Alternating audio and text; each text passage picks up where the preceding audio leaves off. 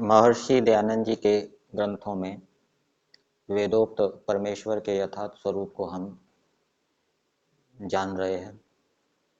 ऋग्वेद आदि भाष्य भूमिका में वेदोत्पत्ति विषय में दिया है। जिस परमेश्वर का कभी नाश नहीं होता, जो सदा ज्ञान स्वरूप है, जिसको अज्ञान का लेश भी कभी नहीं होता, जो सदा सुख स्वरूप और सबको सुख देने वाला है, जो सब जगह में परिपूर्ण हो रहा है, जो सब मनुष्यों को उपासना के योग्य इष्ट देव और सब सामर्थ्य से युक्त है, उस परब्रह्म से ऋग्वेद, यजुर्वेद, सामवेद और अथर्ववेद उत्पन्न हुए हैं। इसलिए सब मनुष्यों को उचित है कि वेदों का ग्रहण करें और वेदोक्त रीति से ही चलें। फिर प्रश्न है, चारों वेद जिससे उत्पन्न हुए हैं वह कौन सा देव है, उसको तुम मुझसे कहो। उत्तर दिया है, जो सब जगत का धारण करता परमेश्वर है, उसका नाम स्कंभ है, उसी को तुम वेदों का कर्ता जानो और यह भी जान लो कि उसको छोड़कर मनुष्यों को उपासना करने के योग्य दूसरा कोई इष्ट देव नहीं है। क्योंकि ऐसा अभागी कौन मनुष्य है जो वेदों के कर्ता सर्वशक्तिमान परमेश्वर को छोड़कर दूसरे को परमेश्वर मानकर उपासना करे। परमेश्वर संपूर्ण सामर्थ्य वाला है। वह किसी कार्य के करने में किसी का सहाय ग्रहण नहीं करता, क्योंकि वह अपने सामर्थ्य से ही सब कार्यों को कर सकता है। जैसे परमेश्वर में मुख और प्राण आदि साधनों के बिना भी मुख और प्राण आदि के काम करने का अनंत सामर्थ्य है कि वह मुख के बिना मुख का काम और प्राण आदि के बिना प्राण आदि का काम अपने सामर्थ्य से यथावत कर सकता है। मुख आदि का काम करने के अपने अनंत सामर्थ्य से परमेश्वर शब्द रूप वेदों को उत्पन्न करता है। यह सामर्थ्य परमेश्वर के पास हमेशा रहता है। हम जीव मुख आदि के बिना मुख आदि का कार्य नहीं कर सकते, क्योंकि हम लोग अल्प सामर्थ्य वाले हैं। इसलिए परमेश्वर हमें मुख प्राण आदि पदार्थ रच के प्रदान करता है। जैसे हमारे मन में प्रश्न उत्तर आदि शब्दों का उच्चारण होता है, वैसे ही परमेश्वर में भी जानना चाहिए। जैसे परमेश्वर ने वेदों में अत्यंत सूक्ष्म विद्या का रचन किया है, वैसे ही जगत में भी नेत्र आदि पदार्थों का अत्यंत आश्चर्य रूप रचन परमेश्वर ने किया है। ईश्वर का किया उपदेश जो वेद है, उसके बिना किसी मनुष्य को यथार्थ ज्ञान नहीं हो सकता। जैसे हम लोग वेदों के पढ़ने, विद्वानों की शिक्षा और उनके किए ग्रंथों को पढ़े बिना पंडित नहीं होते, वैसे ही सृष्टि की आदि में भी परमात्मा जो वेदों का उपदेश नहीं करता, तो आज पर्यंत किसी मनुष्य को धर्म आदि पदार्थों की यथार्थ विद्या नहीं होती।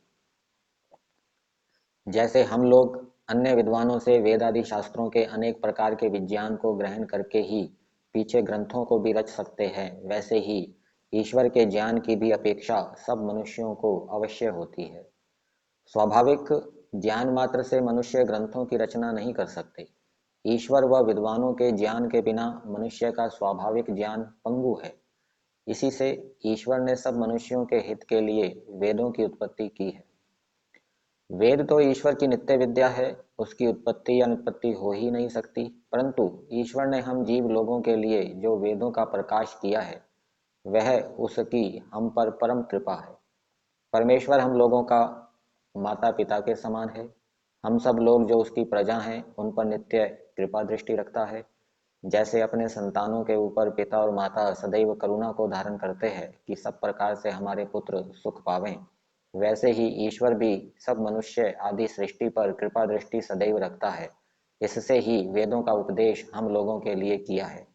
जो परमेश्वर अपनी वेद विद्या का उपदेश मनुष्यों के लिए ना करता, तो धर्म, अर्थ, काम और मोक्ष की सिद्धि किसी को यथावत प्राप्त न होती। उसके बिना परमानंद भी किसी को नहीं होता। जैसे परम कृपालु ईश्वर ने प्रजा के सुख के लिए कंद, मूल, फल और घास आदि छोटे छोटे भी पदार्थ रचे हैं, सो ही ईश्वर सब सुखों के प्रकाश करने वाली सब सत्य विद्याओं से युक्त वेद विद्या का उपदेश भी प्रजा के सुख के लिए क्यों न करता। क्योंकि जितने ब्रह्मांड में उत्तम पदार्थ हैं, उनकी प्राप्ति से जितना सुख होता है, वह सुख विद्या प्राप्ति होने के सुख से हजारवें अंश के भी समतुल्य नहीं हो सकता। ऐसा सर्वोत्तम विद्या पदार्थ जो वेद है, उसका उपदेश परमेश्वर क्यों ना करता। इससे निश्चय करके जानना चाहिए कि वेद ईश्वर के ही बनाए हैं। जैसे हाथ आदि अवयवों के बिना परमेश्वर ने सब जगत को रचा है, वैसे ही वेदों को भी सब साधनों के बिना रचा है, क्योंकि ईश्वर सर्वशक्तिमान है।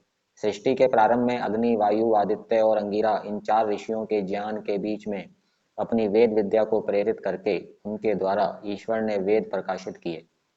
ईश्वर में पक्षपात का लेश भी नहीं है। सृष्टि के प्रारंभ में चार पुरुषों को जो वेदों का ज्ञान ईश्वर ने दिया, उससे न्यायकारी ईश्वर का साक्षात न्याय ही प्रकाशित होता है, क्योंकि उन्हीं चार पुरुषों का ऐसा पूर्व पुण्य था कि उनके हृदय में उसने वेदों को प्रकाशित किया।